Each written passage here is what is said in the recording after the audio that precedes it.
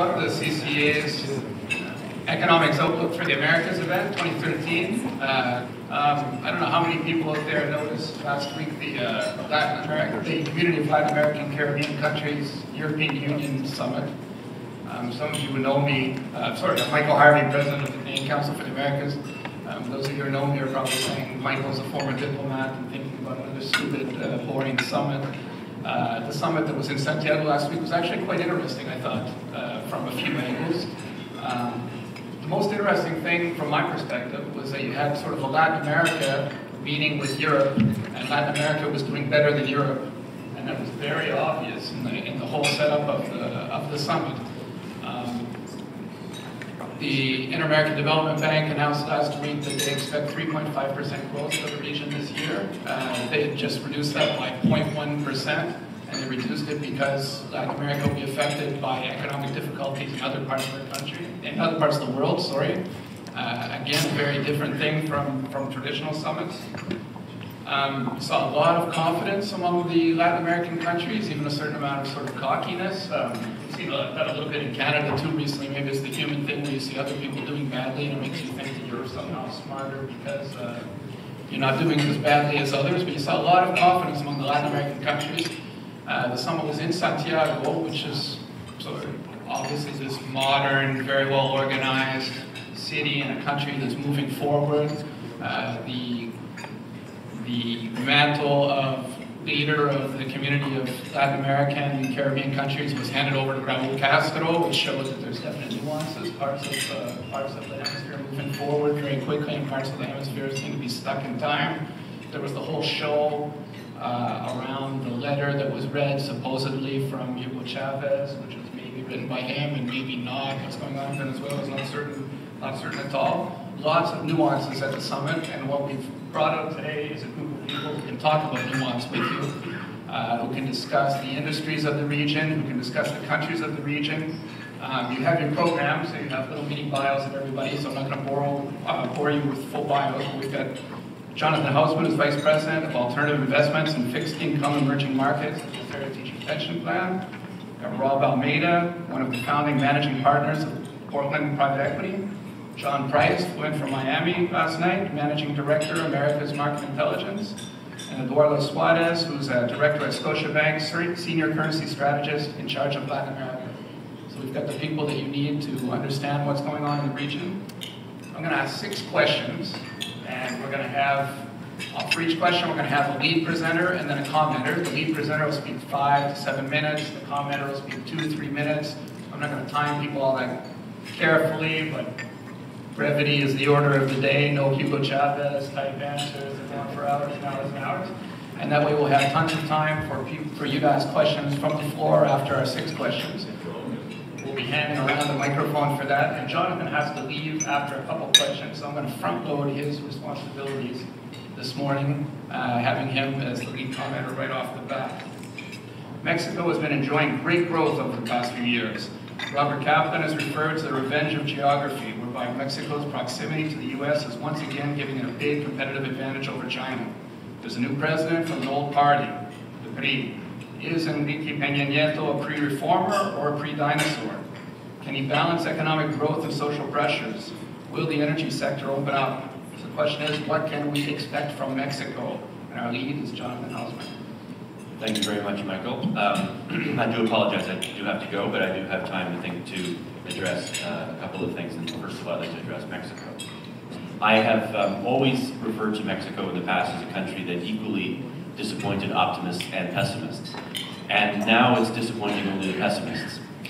And I have to say that the advent of Peña Nieto is, I think, very significant.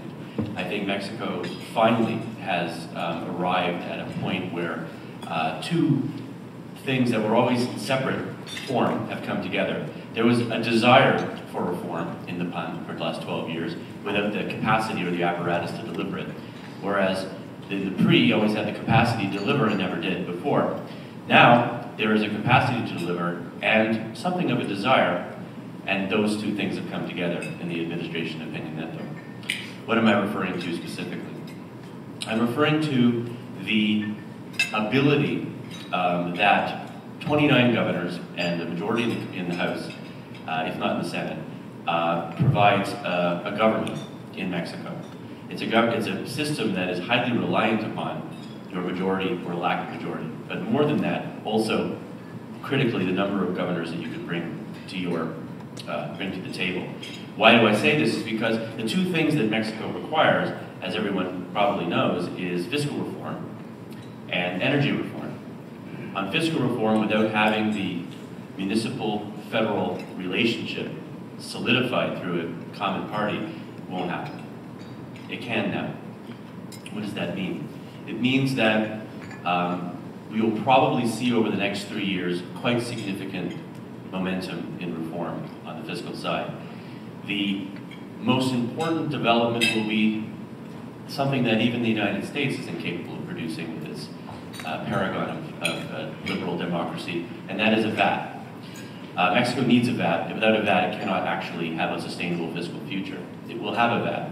It will have a VAT because the PRI is clever enough and can deliver enough in the way of its supporters in the States to create essentially a grand bargain on the fiscal side.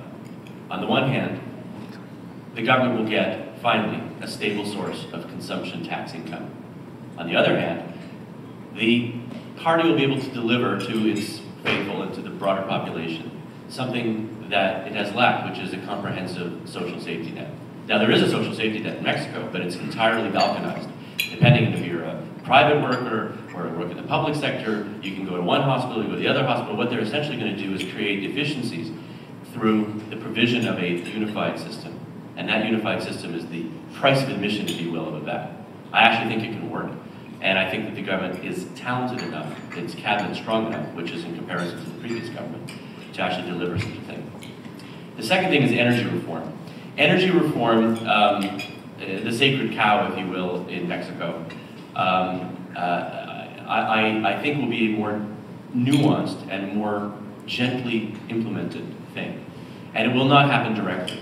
Actually, the Pacto por Mexico, which is this agreement among the three parties, PRD, PAN, and the PRI, to deliver broadly bromide-type comments about what they'll do with Mexico, but one of them, because the PRD was there, and the PRI, to be honest, is that they won't change Pemex.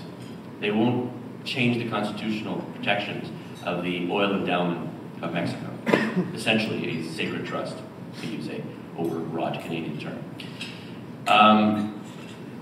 But what they will do, and what has frankly already started under Calderon, is what I call the interstitial reform of energy, which is actually a good illusion, because one of the things that will change the energy story is shale gas, which is exactly taken out of interstices.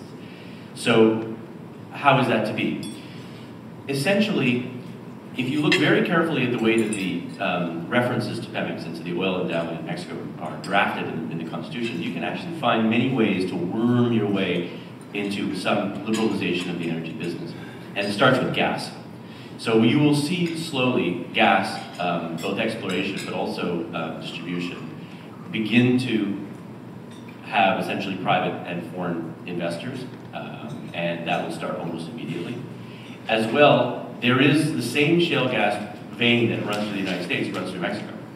And shale gas, where that revolution in Canada is an unmitigated disaster for us because it will drive down energy prices and lower the value of the dollar, in Mexico is a great thing. But the reforms that I referred to, both fiscal and energy, will be complemented if they have the fiscal resources to do so by very significant continued infrastructure investment and investments in education, which is probably the weak link, if you will, in the social sectors of Mexico. Those are the long-run things. We can't expect the long-term potential growth rate of Mexico to flip up to 5% overnight. But one could now, for the first time, literally in 15 years, construct a scenario where Mexico's long-term potential growth rate is above 4, perhaps 4.5. And that actually can put Mexico in a far different and far stronger sustainable foundation going forward.